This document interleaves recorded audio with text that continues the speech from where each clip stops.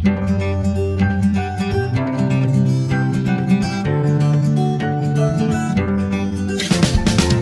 nga pala to subscribe and hit the notification bell para updated kayo palagi. Thank you. Ayan, so welcome back mga ka-friendship. This is Jonah. If bago ka pa lang sa channel na to, please subscribe, palike, and pahit na rin ang notification bell para updated kayo sa mga susunod ko pang mga videos. Ayan, please help me reach my 1,000 subscribers para ma-motivate naman po akong gumawa pa ng mga videos, makapag-share ng mga ideas, mga experiences para sa mga bagong kasambahay na nagtutungo dito sa Gitnang Silangan. Ayan, thank you very much. So, habang nagpapahinga po tayo ngayon, gusto ko lang ulit i-expand or gusto ko lang ulit i-topic itong probation period na to. Ano nga ba tong probation period na to, no? Sa kontrata natin may nakalagay na probation period. So, maaaring sa iba, hindi nila alam kung ano tong probation period na to. Okay? So, please stay hanggang sa dulo ng video na to. At kung nagustuhan mo, pa-like na rin po, pa-subscribe and share. Ayan, thank you very much. Yan, so let's proceed. Ano nga ba tong probation period na to? May nagbago ba? I think wala pong nagbago sa probation period na yan. As is, 90 days pa rin po siya or 3 months. Yan. Probation period or testing moment ninyo ni employer. Testing moment in a sense na trial. Okay, guys? Trial. Ita-trial ka pa lang ni employer. And hindi lang po si employer. Ikaw din po as a worker. Yan. So, both parties. Both. Dalawa kayo. So, nagpirmahan kayo ng kontrata. Ibig sabihin, pumasok kayo sa agreement. Yan. At kasama sa agreement na to, ang probation period. Okay? Probation period, ibig sabihin, sa loob ng 90 days, ikaw ay tinetesting ni employer or tinatrial niya kung paano ka magtrabaho, paano ka makitungo, okay? Paano yung trabaho mo sa kanila. Magugustuhan ba nila or hindi? Sad to say, kung hindi nila nagustuhan yung trabaho mo, binigyan ka ng chance para baguhin ito at sa loob ng 3 months ay hindi ka nagbago or failed, hindi sila na-satisfy, ibig sabihin, karapatan nila na i-terminate yung kontrata. Yan po. At the same time, itong si worker din, si household worker, within the 3 months na stay niya dito sa employer, kung hindi siya naging masaya or hindi niya nakakayanan yung trabaho, na-overwork siya, hindi siya binibigyan ng sapat na pahinga, wala siyang sapat na pagkain, so violation po ng contract. No? May na-violate si employer doon sa kontrata niya. So that's the time, pwedeng i-terminate din ni worker yung kontrata. Hindi na niya tatapusin yung 2 years na kontrata nila. So, wag mo nang patagalin. Dapat nasa loob lang ng 3 buwan. Okay? Wag kang makikinig sa mga sinasabi nila na magstay ka muna hanggang 3 months, saka ka magpaalam. No. Kasi kapag nagstay ka beyond 3 months, ubos na yung probation period mo. Kawawa ka na. Obligado, kailangan mo nang tapusin yung 2 taong kontrata. Okay? So, dapat within 3 months pa lang, kapag pakiramdam mo ay na-violate ni employer yung mga rights mo, terminate mo na. Okay? Huwag mo nang pahabain. Huwag mo nang palagpasin pa ng 3 months. Ganyan. Yan po yon. 2 sides. Okay? Pwedeng i-terminate ni employer ang kontrata. Pwede ring i-terminate ni worker ang kontrata niya. Kung merong mabigat na basis. Okay? Si worker. So, ang pag-determinate ng kontrata within the probation period, syempre, may mga basis din naman yan. Like for example kay employer, hindi siya na-satisfied din sa work sa trabaho ni worker. Syempre, obligado, ayaw niya, i-terminate niya yung kontrata. Okay? Si worker naman, kung may mabigat din na basis siya, para ayaw na niyang magstay kay employer, syempre, i-terminate mo din yung kontrata mo, di ba? Ganun yun. So, may dalawang scenario akong i-share sa inyo. Ito, based sa experience ng friend ko na nakausap ko mismo. So, yung first scenario is that 1 month na siya sa employer niya. I think hindi siya nagustuhan ni employer. So, binalik po siya sa agency. Nung nasa agency na siya, si worker, nagstay siya doon. So, ang nag-usap na si employer at saka si agency. Si agency, obligasyon niya na palitan ng worker si employer. Yan. Kasi syempre, right din ni employer yon kasi gumastos si employer, nagbigay siya ng pera, siya lahat yung nagbayad ng expenses ni worker para makapag-hire siya ng trabahante niya papunta dito sa Saudi Arabia. So, right niya yon. So, minsan, naririnig natin sa mga amo na ayaw niyang pakawalan yung worker kasi iniisip nila yon. Nagbayad sila ng malaki, tapos bigla na lang aalis yung worker. So, minsan, hindi rin sila pumapayag na bastang umaalis yung worker. So, paanong mangyayari kung si worker naman ang gustong mag-terminate na ng kontrata? So, ganito yan.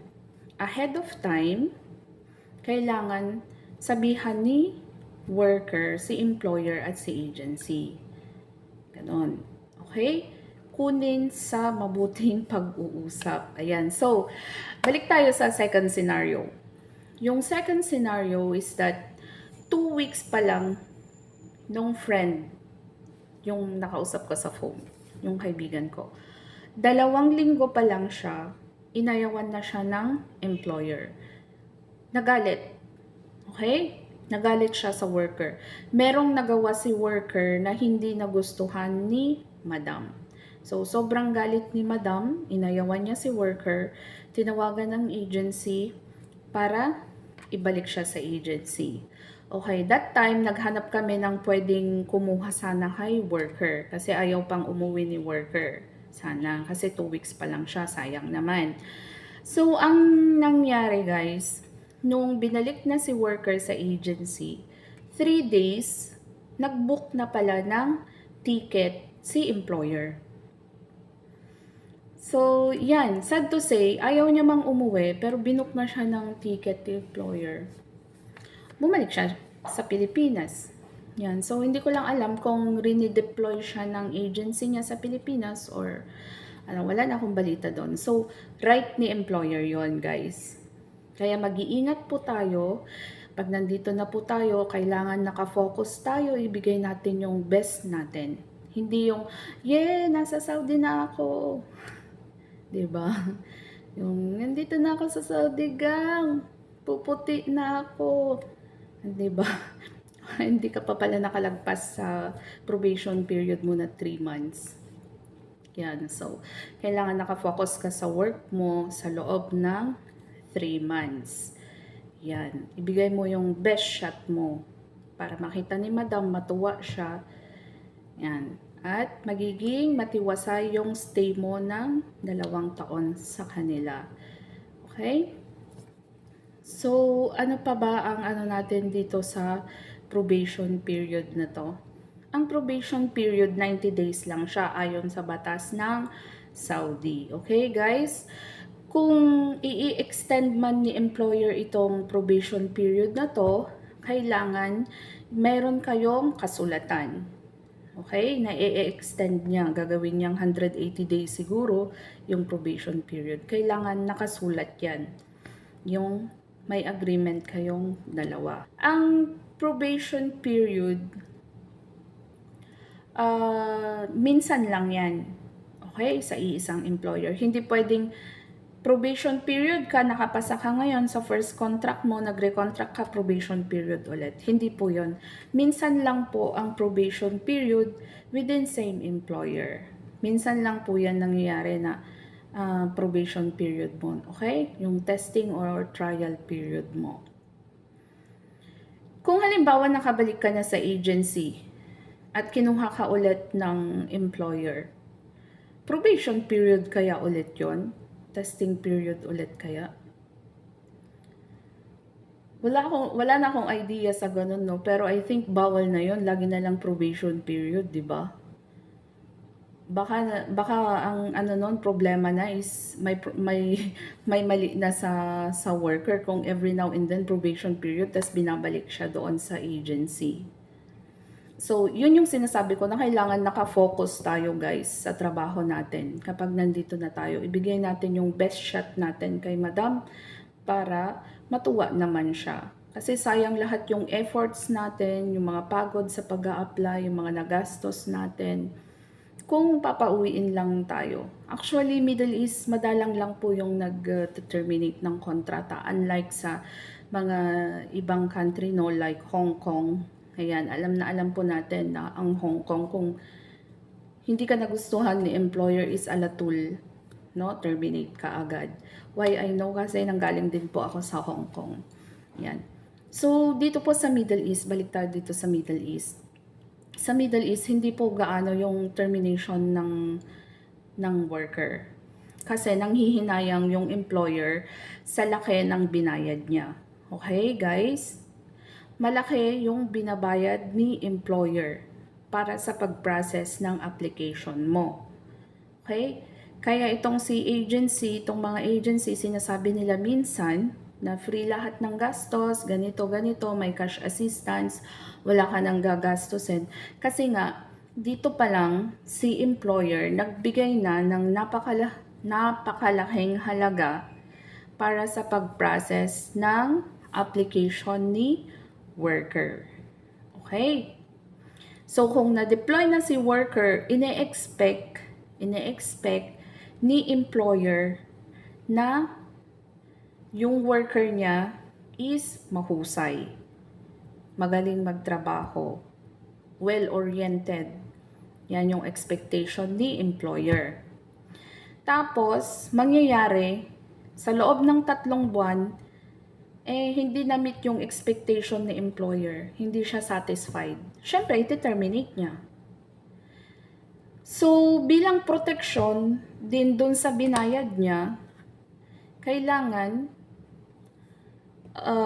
I think dito pumapasok yung insurance eh. Pag-usapan natin yan sa mga susunod nating video. May insurance yan. Para may protection din si employer. Kasi si employer nagbigay ng malaking amount para sa pag-hire ng worker niya. Tapos hindi siya na-satisfy. So, si agency, may obligasyon siya kay employer. Okay? Hindi si worker. Okay? Hindi si worker. Kasi inayawan na. Minsan, sinasabihan ni employer si worker na bayaran mo yung mga binayad ko sa'yo. Ibalik mo. Tsaka ka umuwi. Okay? So, hindi po ganon yung magiging proseso niya. Kailangan ipaliwanag mo kay employer kung inayawan ka na niya, obligasyon ni agency na palitan itong si worker, bigyan si employer ng panibago. Okay? Tapos itong si worker na nasa agency na, of course, si agency na din bahala sa kanya. Okay? Ihahanapan siya ng panibagong employer. Ganun po yun. Kaya po meron na yung bagong tinatawag na insurance yata po yun. Kasi magiging protection both sides. Ni worker at saka ni employer. Yun po yung magiging ano ng insurance na yan kung bakit nagkaroon ng yung kailangan magbayad ng insurance. Okay guys, iba po yung insurance ha. Ang topic po natin is probation period. Yan po yung probation na sinasabi. Isipin po natin, agreement natin yan, kasunduan natin together with our employer. Yung probation period is 90 days. Hindi po yun nagbago. 90 days po yun. Kung i-extend man po ng employer, dapat may written agreement. Okay? Yan po. At minsan lang po ang probation period. Okay? Hindi every now and then na magre-renew ha probation period. Hindi po. Minsan lang po ang probation period. Okay? 3 months po yan. Testing moment o trial period ninyo. So, yan. Yes po, meron pong termination ng contract dito. Hindi nga lang as sa Hong Kong, no? Gaya ng ibang mga places na yung termination ng contract is agad-agaran, papauwiin yung worker, ganyan. Meron din pong nata-terminate dito. May mga nagsasabi na walang nata-terminate dito sa Middle East. Meron pong nata-terminate, okay? Binabalik po yung mga worker doon sa mismong agency. Huwag niyong sabihin wala. Napakarami pong mga worker ang binabalik ng mga employer sa agency. Yan, pag nabalik na po sila doon mismo sa agency, hinahanapan na po ng mga panibagong employer. Okay? Hinahanapan ni agency ng mga panibagong amo. Siyempre, yung logic niyan, business yan eh. Diba, alangan naman na hahayaan ni agency na malugi siya kung ipapa-refund ni employer yung gastos niya. Ganun yun. So, may mga nagsasabi din na hindi naman din natutupad yan. Hindi yan natutupad mga ka-friendship kung hindi natin ipaglalaban. Okay? Kaya nga nandito tayo para ma-aware ba yung mga bagong kasambahay na katulad natin na may mga karapatan tayo. Okay? Karapatan natin yon. Okay? So, kung nahihirapan ka, syempre, dapat yung basis mo din valid. Hindi yung tinamaan ka lang ng homesick, naisip mo nang i-break yung contract mo. Hindi ganon. Dapat kailangan maging valid din yung reason mo para i-terminate yung contract. Okay? Diba? Ganon yun. Hindi yung nakaisip ka na ng paraan, kunwari nagbaliw-baliwan ka na o kunwari nagpasma na yung mga kamay mo, hindi ganon. Kung health conditions, kailangan talagang ma-prove din ng doktor na hindi ka na fit to work. Parang ganon. Kailangan valid yung reason mo din. So, kung alam natin yung mga rights natin, syempre, kailangan ipaglaban natin. Walang mangyayari kung hindi din tayo magre-reklamo, 'di ba? Kulitin natin sa agency. Yan. 'Di ba? Kasi si agency ang makakapag ano niyan kasi ang nag-uusap diyan agency and si employer. Okay? Yan. So, mga ka-friendship, kung nagustuhan mo itong video na to at may napulot kang konting idea, pa-hit naman ng subscribe button. Pa-subscribe naman, pa-reach, pa-help na ma-reach yung 1,000 na goal na subscribers. And shout out nga po pala sa lahat ng mga subscribers ko dyan. Maraming salamat sa inyo. And patuloy lang po tayo, no? Kung ano yung mga nasimulan natin, go lang. Manalangin tayo araw-araw at mag-focus tayo sa trabaho natin. Ayan mga ka-friendship. So, thank you very much. Hanggang sa susunod nating topic. Bye!